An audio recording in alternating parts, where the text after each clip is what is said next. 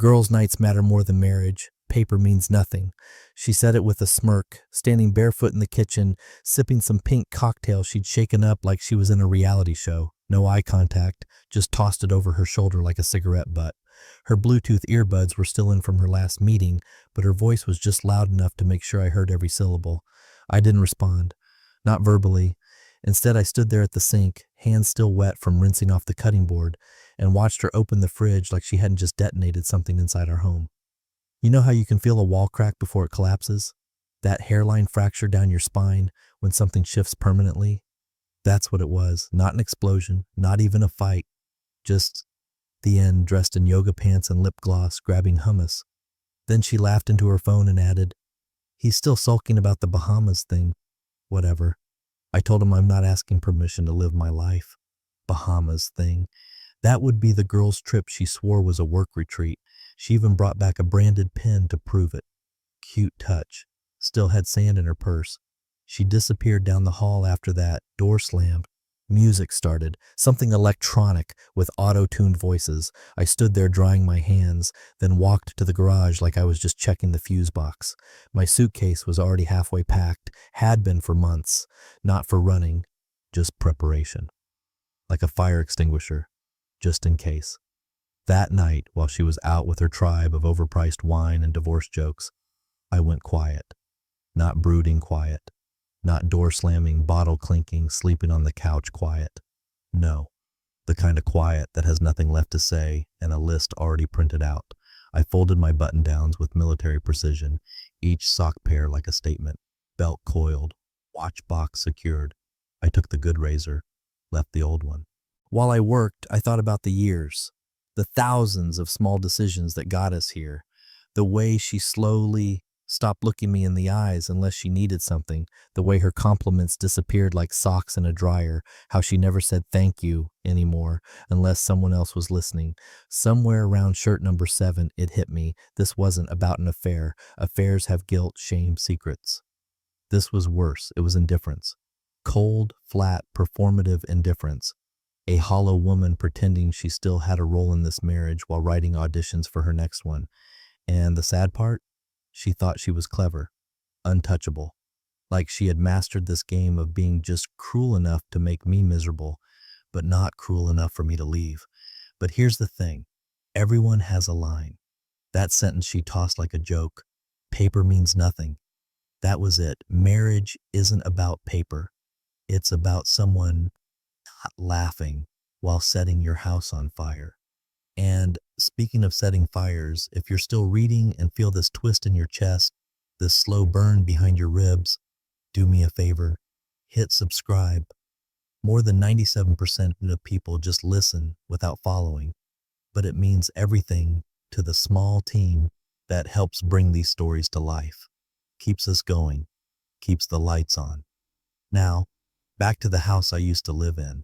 Before I zipped up the suitcase, I checked the bottom drawer under my winter sweaters. The folder was still there. Passwords, deeds, bank statements, copies of the trust papers my old college roommate helped draft.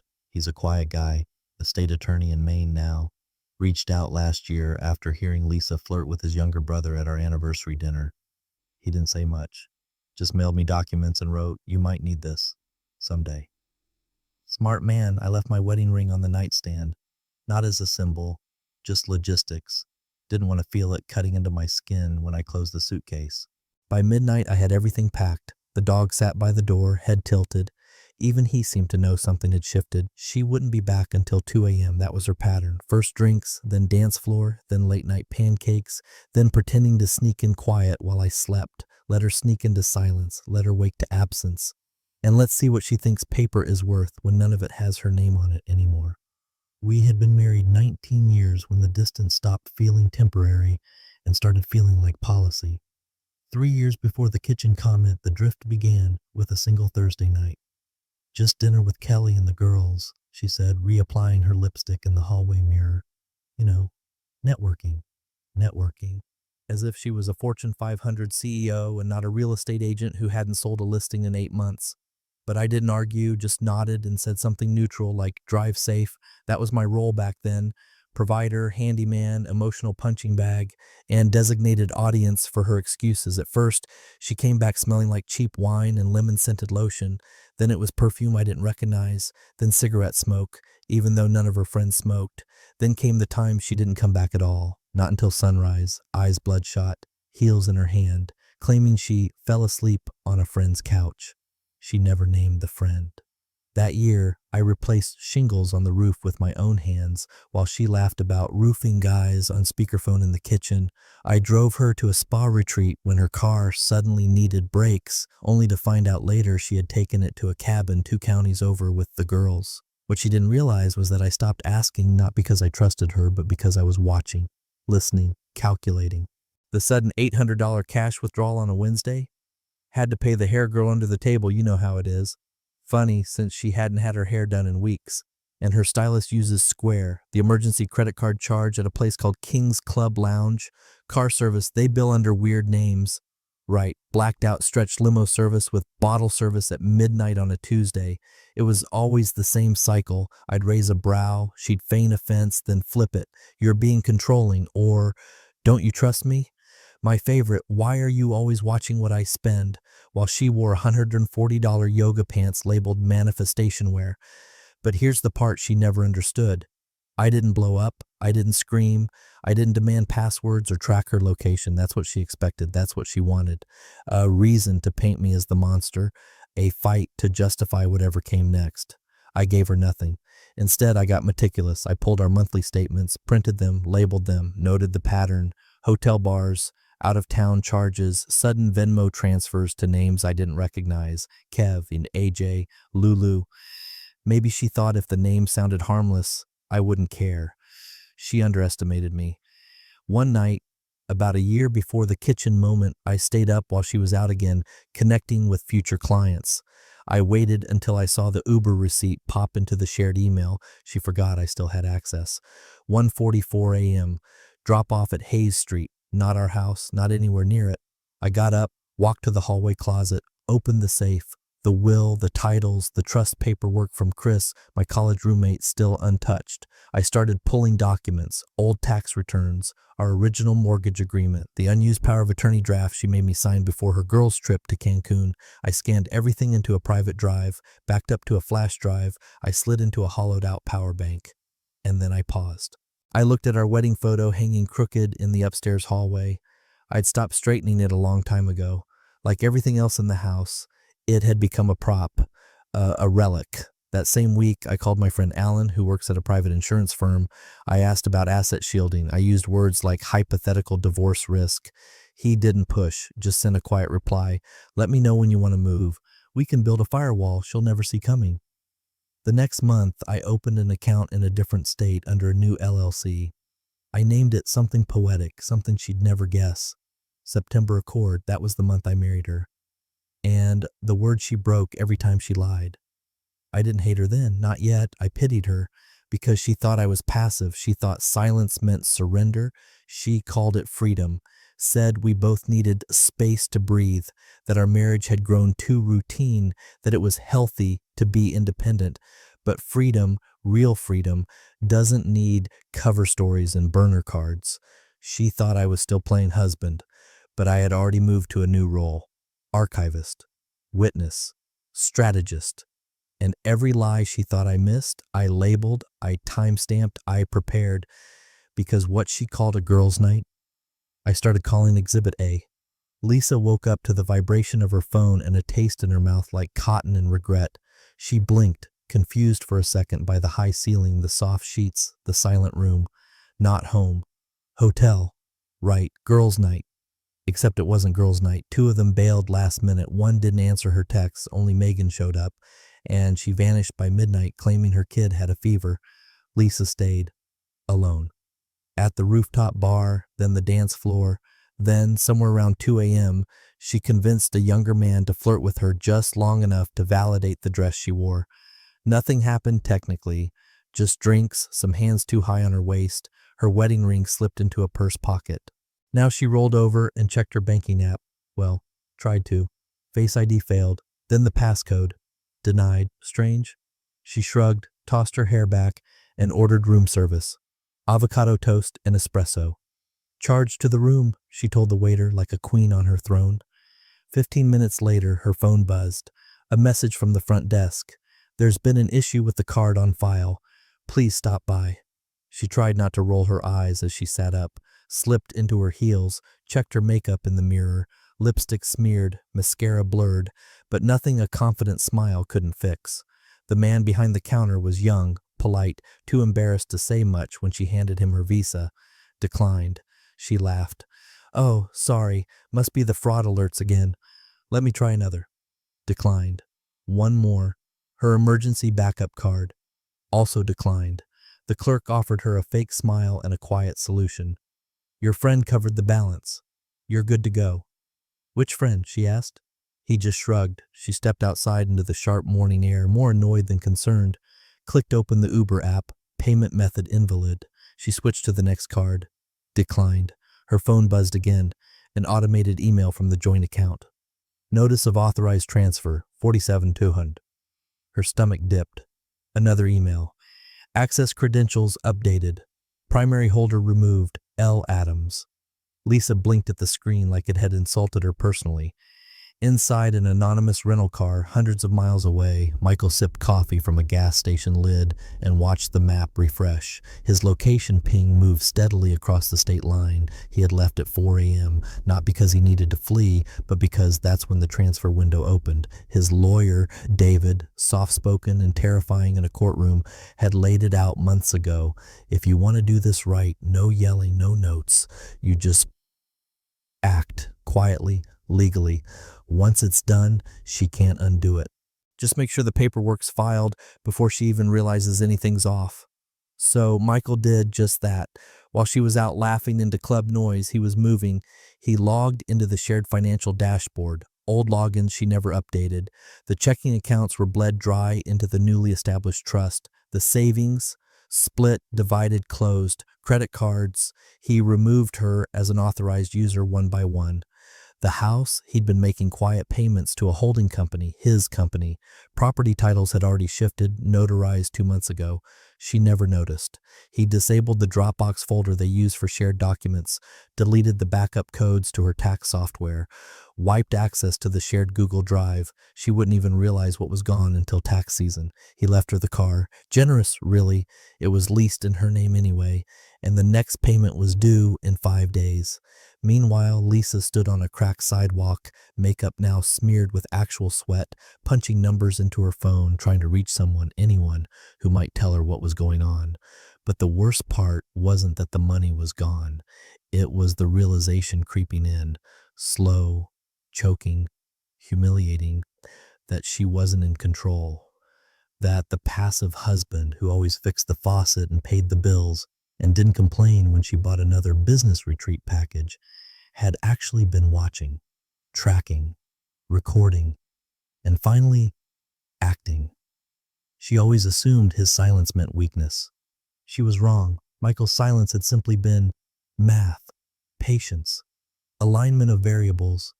And now that the equation balanced, there was no yelling, no door slamming, just subtraction. Subtract the money, subtract the house, subtract her. Lisa fumbled with the keys, dropping them once before finally getting the front door open. Her head pounded, the sun was too bright, the street too quiet, and her mouth tasted like regret and tequila. She didn't notice the stillness right away. At first, it just felt like a normal Sunday morning hangover. A quiet house, the air a little too dry, blinds casting long shadows across the hardwood floor. She kicked off her heels in the foyer. One bounced awkwardly down the hallway.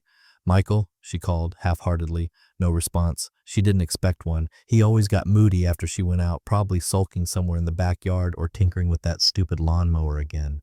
She made her way upstairs, intent on throwing herself into bed for a few hours before pretending to care about laundry or bills. The bedroom door was cracked open. Everything looked tidy, too tidy. His side of the bed, tight. Sheets smoothed out. Pillows stacked. She paused at the dresser, opened the top drawer with a lazy flick of the wrist. That's when the air shifted.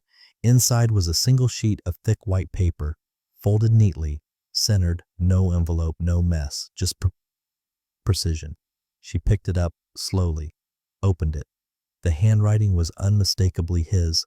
All caps. Measured, cold. By the time you read this, I'm gone.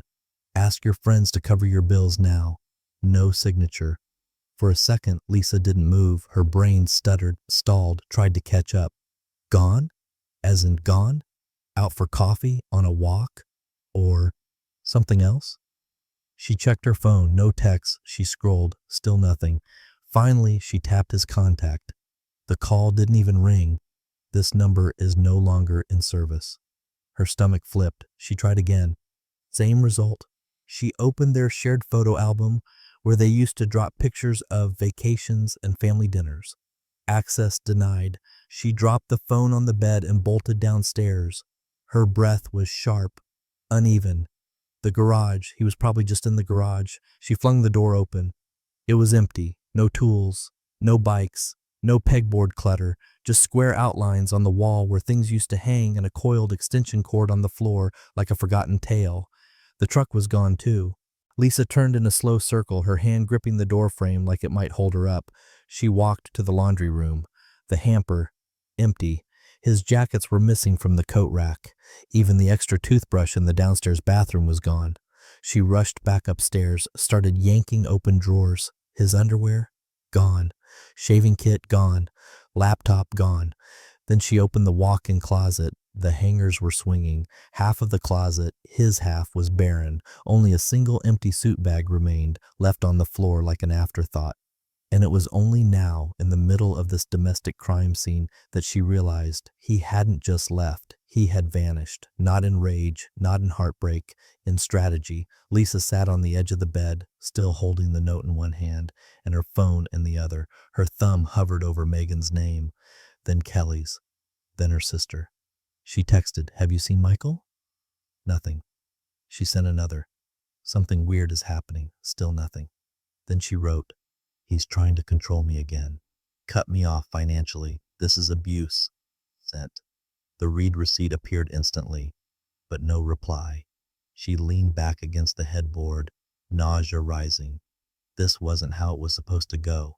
He was supposed to yell, to accuse, to beg, to throw plates or storm out and come crawling back 2 days later. That's what she'd seen in her friends' divorces.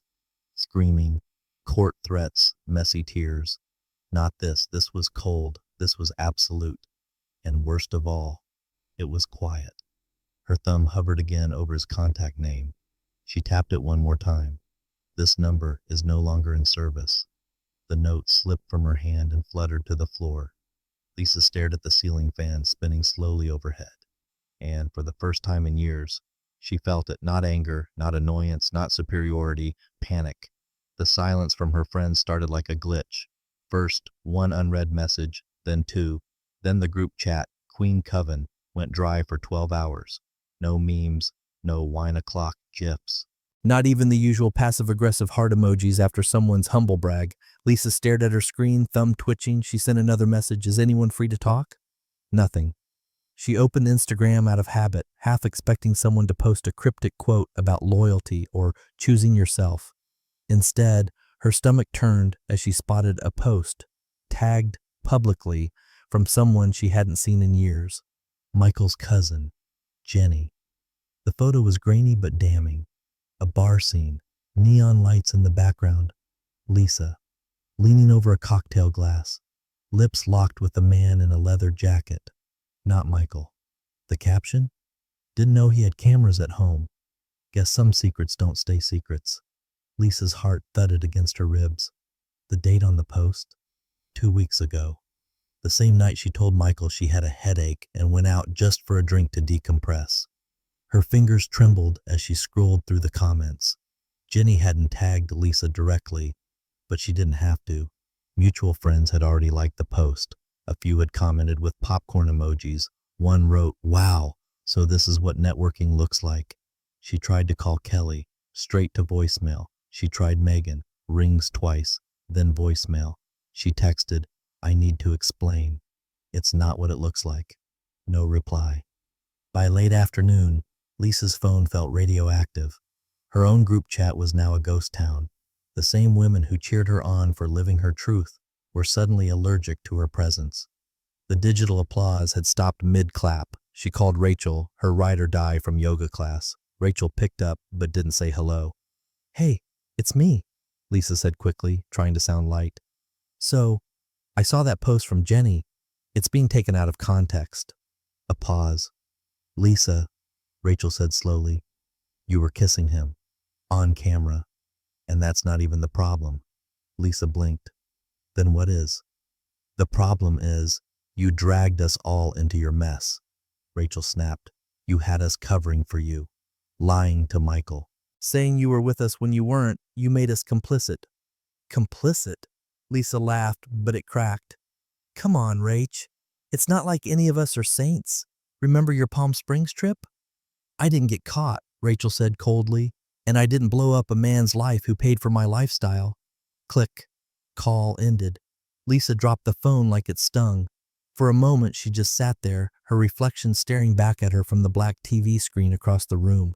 This couldn't be real. This was supposed to be a hiccup, a minor rebellion, a few wild nights to prove to herself she still had options, and maybe, if she was honest, to punish Michael for not being more passionate, not chasing her, not fighting, just existing, paying the mortgage, fixing things, staying loyal.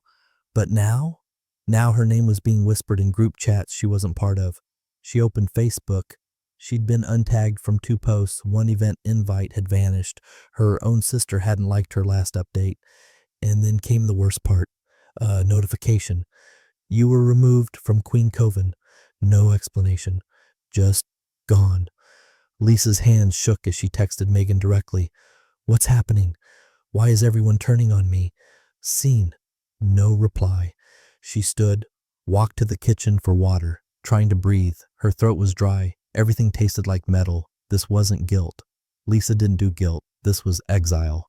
Social death, the slow-motion collapse of every circle she thought she had built to protect herself. Because Michael hadn't screamed. He hadn't threatened. He hadn't humiliated her in public. No, he'd simply stepped aside and let gravity do its job. Let the truth leak. Let the image rot. Let the whispers grow like mold behind her walls. And the women she thought were her allies, they didn't rally, they didn't defend, they vanished, not because she cheated, but because she got caught. By Monday morning, Lisa had convinced herself she was still in control. She wasn't a victim. She was just caught off guard. Embarrassed, maybe, but not finished, she told herself, Michael's just being dramatic. A power play. He wants me to come crawling. Fine, she play the game. For now, she pulled on her most intimidating outfit. Tailored blazer, oversized sunglasses, hair pulled tight enough to lift her eyebrows, and walked into the downtown branch of their bank like she still belonged to a world that hadn't been collapsing beneath her feet for 72 hours straight. Hi, she said crisply to the teller. I need to check some transfers on my joint accounts, checking, savings, and brokerage. The young man behind the counter nodded politely, typed in her name, then hesitated. Can I see your ID, ma'am? She smiled, falsely, and handed it over with the same practiced grace she used to reserve for getting out of parking tickets. He clicked again, then paused longer. His fingers hovered over the keyboard. Is there a problem? She asked, lips tight. He cleared his throat. I'm going to bring someone over to assist. Within moments, a small balding man in a navy suit appeared beside the counter. Hi, I'm Daniel, the branch manager. Can I speak with you in my office? Lisa followed, heels clicking, heartbeat steady. This is nothing, just a verification thing. They'll apologize once they realize who I am. She sat across from Daniel as he typed. I'm trying to access our accounts. I need to know where our funds were moved, she said, annoyed now. There's been some sort of mistake. Daniel looked up gently. Ms. Adams, I've reviewed the files. As of last week, those accounts have been moved under irrevocable trust protection. You're no longer listed as an authorized party. Lisa blinked. What? He rotated the screen toward her. The title glared in bold at the top. Adams Family Financial Trust. Sole trustee, Michael Adams. I'm his wife, she hissed. Daniel nodded slowly. Not according to these papers. Your access was removed in accordance with a pre-existing financial directive filed under durable separation. The trust is legally protected and, well, you're not listed as a beneficiary. She felt her chest tighten. This is fraud. No, ma'am, it's not. I want the paperwork reversed. You'll have to take that up with the trustee, Mr. Adams, Daniel said, his tone even. Lisa stood so quickly her chair screeched. This is insane. We've been married for 22 years. I've earned half of that. Daniel didn't argue, didn't blink. Is there anything else I can assist you with today? She stormed out of the office, her entire body buzzing like a live wire. She hit the sidewalk and immediately called Michael, straight to voicemail. Again, nothing. She pulled up his attorney's contact, David Kearns, also straight to voicemail. Then she tried Michael's sister, his mechanic, even his dentist, in a ridiculous moment of desperation. No one answered. She wasn't being ignored. She was being cut off. Financially, legally, socially, digitally. Her hands shook as she unlocked her own banking app and tried to transfer $3,000 from her credit line to checking. Transfer denied. New permissions required. She tried again. Denied. What the hell? She opened her credit card portal. The limit had been slashed. Balance due, $1,900. Minimum payment due today. When Michael had handled the bills, she never thought about payment dates. Just assumed things were always handled. She'd been free to live her life, as she called it, because he'd quietly kept the wheels turning. And now, without that quiet hum behind her, the machine ceased. Freedom felt good when she had a credit buffer and someone covering the cracks. But now the air felt thinner. Her lungs had to work harder. Her mouth stayed dry. She sat in her car outside the bank, staring blankly at the steering wheel. Tried one more number, Rachel, again. Hey, Rachel picked up this time. I'm on the other line. What's up? I need a lawyer, or at least someone to talk to. He locked me out of everything.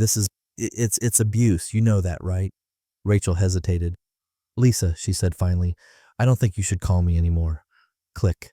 Lisa screamed into the empty car, then silence. Her phone screen dimmed to black. She sat motionless, finally understanding what Michael had been building. Not revenge, not punishment, just absence. No fight, no threats, just gone. And what was left behind? A woman in a borrowed car with no access to the life she thought was hers. Freedom had always been a rented thing, and now the lease was up. 2 days passed in a fog of old wine and growing dread. Lisa barely left the couch. Her phone sat face down, muted. Its only function now was to taunt her with unread messages she wasn't getting and calls that weren't coming. The world had gone quiet around her, and not the peaceful kind. The kind of silence you find after the last bridge burns, and you're left blinking in the smoke, wondering if maybe you were the match all along. So when the knock came, she jumped like it was a gunshot. It was 11:42 a.m. She was still in the robe she'd worn since Sunday. Barefoot, hair matted, a half-empty glass of room-temp Pinot on the end table. She peeked through the blinds, a man in a charcoal suit holding a slim black document envelope. She opened the door a crack. Lisa Adams? He asked, neutral. She nodded. He handed it to her and left without a word. The envelope wasn't large, didn't feel heavy, but her hands trembled holding it. Across the front, notice of separation and asset partition. Below that, a smaller line in neat serif font. Prepared by Kearns, Dobson and Holt, LLP. She sat down slowly at the kitchen table. Same chair she used to throw her purse on when she came home late from those networking nights. Same place she once laughed with Megan about training husbands like golden retrievers. She peeled the tab open. The first page hit like a cold slap, an official statement of separation, notarized, time-stamped, filed the day after she left for the hotel. The second, a breakdown of assets. Their home, already transferred. 2 vehicles, Michael had retained both titles. Retirement accounts, repositioned into the trust. Lisa's name nowhere, only listed in a footnote, former spouse, non-entitled beneficiary as of adjustment date. She kept flipping. There were diagrams, ledger sheets, a map of bank transfers with a line going from their joint account to something called September Accord Holdings. She remembered the phrase, vaguely, didn't know it had become the vault in which her marriage had been buried. Then came the affidavit, prepared by Maxwell H. Larson, licensed private investigator. She frowned. What the hell is this? Paragraph after paragraph of activity logs. March 17th, subject departed home at 8:52 p.m. March 24th, subject observed entering Club Vixen. Stayed 4.3 hours. April 2nd. Subject accompanied unidentified male into residence at 1:14 a.m. There were photos, blurry but undeniable. Her outside bars, her with that bartender she thought was nameless, her sitting in a booth with AJ, shirtless wonder from her spin class, her hand on his chest, his mouth on her neck, screenshots of messages, Venmo transfers to Lulu and Kev, even an image of her smiling beside another man on the Cancun trip she insisted was a business retreat, captioned, "Manifest your escape," with champagne flutes clinking. She dropped the envelope. The paper scattered like autumn leaves across the floor. Lisa sat frozen, mouth open, hands limp. Her name, non-entitled beneficiary, not spouse, not partner. Just a line item in a transaction she no longer had access to. The house felt colder, emptier. She could suddenly hear the refrigerator hum and the second hand on the wall clock, and beneath it all, a buzzing in her skull like the moment before you faint. She had called him passive. Said he let life happen to him. Mocked his silence, his routine, his refusal to argue. But now she understood. He wasn't passive. He was patient, measured, watching, documenting. And then, when the numbers lined up and the door creaked open just enough, he walked out and took everything with him, leaving only what she'd earned, nothing. No money, no friends, no fallback plan, just this envelope, this title she'd never expected to wear, non-entitled. She sat on the floor, eyes glazed, as the papers whispered around her feet. No screaming, no confrontation, just truth, laid out in ink. The legal envelope had scorched her nerves. The silence that followed burned through her dignity. Lisa paced the living room like a lioness trapped in a shrinking cage, barefoot, with her phone clenched tight in one hand and her fingernails digging into the skin of the other. Every step she took echoed louder than the last, mocking her with its emptiness. She called Michael's sister first, Gina. They'd never been close. Lisa always felt she was too judgmental. But right now, Lisa needed someone who shared the same bloodline as the man who had just dismantled her life, like it was a Lego set. Rings, then voicemail. She left a message through gritted teeth. Gina, it's Lisa. I need to speak with Michael. I know you know where he is. This is cruel. He's acting like a sociopath. Please call me back. Click. Next.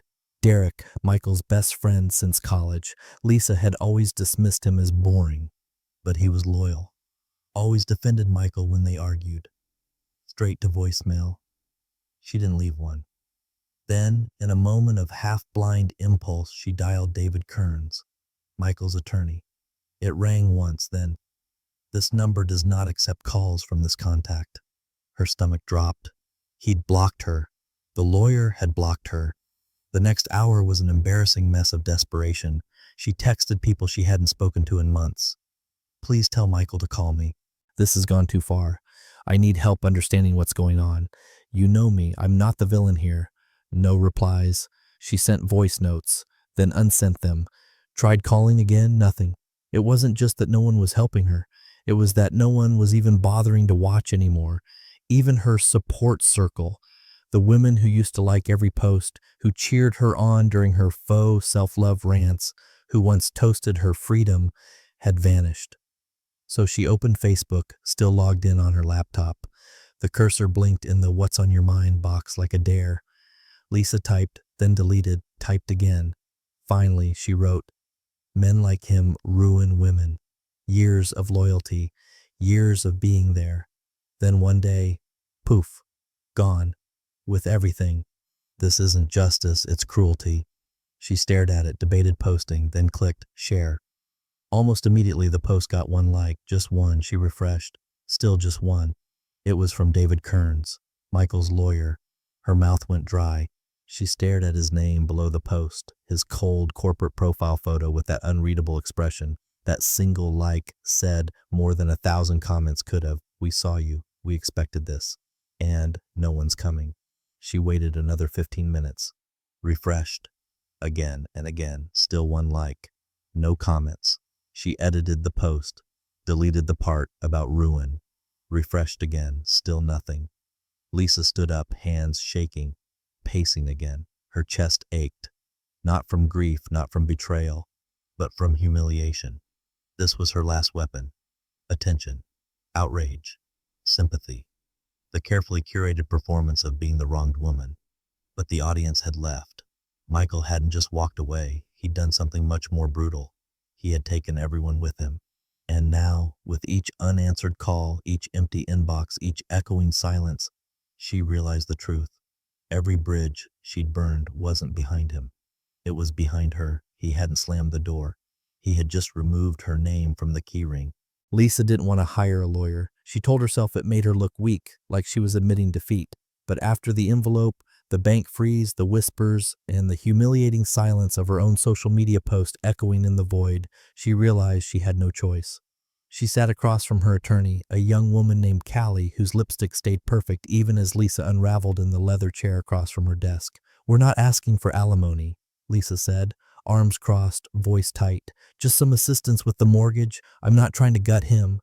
Callie raised an eyebrow. "You mean the mortgage on the house you no longer legally own?" Lisa's jaw clenched. "He took it." "No," Callie said calmly. "You gave him every legal opportunity to do exactly what he did. You just didn't notice until it was done." Lisa waved her off. "Just send the offer. Tell him I'll stay out of his hair. I just need help. He owes me that." Callie didn't say what she was probably thinking. Instead, she nodded. "I'll reach out to his attorney, but temper your expectations." The reply came less than 24 hours later. 3 lines. No pleasantries. She can keep her car and her jewelry. That's all. The house is settled. No counter. No apology. Not even a signature. Lisa slammed her hands on the table in Callie's office. "That's it? That's the response?" Callie stared at her unblinking. "That's it. He's punishing me. This is personal." Callie exhaled. "Everything's personal now, Lisa. That's what happens when you burn down a life and expect the insurance to cover it." Lisa stood, pacing. "Send a counter. Tell him we'll go public if he doesn't cooperate. Financial abandonment. That'll scare him." Callie didn't move. "We could do that, or—" She clicked her mouse. The printer in the corner of the room buzzed to life. 5 pages printed out. Callie handed them to Lisa. An audit. Accountant's letterhead. Dated 2 months before Michael left. Summary of unauthorized expenditures by Lisa Adams from joint funds without spousal knowledge or consent. Line items. Dozens of them. 320. Club Vixen VIP access. Tagged work expenses. $6,800. Jewelry purchase under alias account LA. 200 Venmo transfers to 3 unknown individuals. Categorized as consulting services. $400. Airbnb booking. Match date aligned with bar photo timestamp. Total $28,340 in personal discretionary withdrawals inconsistent with marital financial agreement. Lisa's throat went dry. Where did he even get this? Callie tapped the footer of the document. He didn't get it. He commissioned it weeks before he moved the funds. This isn't revenge. This was documentation. Lisa sat back down, suddenly hollow. He'd seen it coming. He'd planned for it. Every drink, every lie, every flirtation with the edge, he had archived, tallied, and turned into numbers. Not emotion, not accusations, just data. Numbers that made the silence make sense. And now, when she thought she could salvage something, get something back, he didn't shout, didn't insult, didn't beg. He sent a spreadsheet. The accountant's signature might as well have been a gavel. Lisa lowered the paper, her voice quiet now. So that's it? I walk away with a car and some earrings? Callie closed the file. That's more than some get.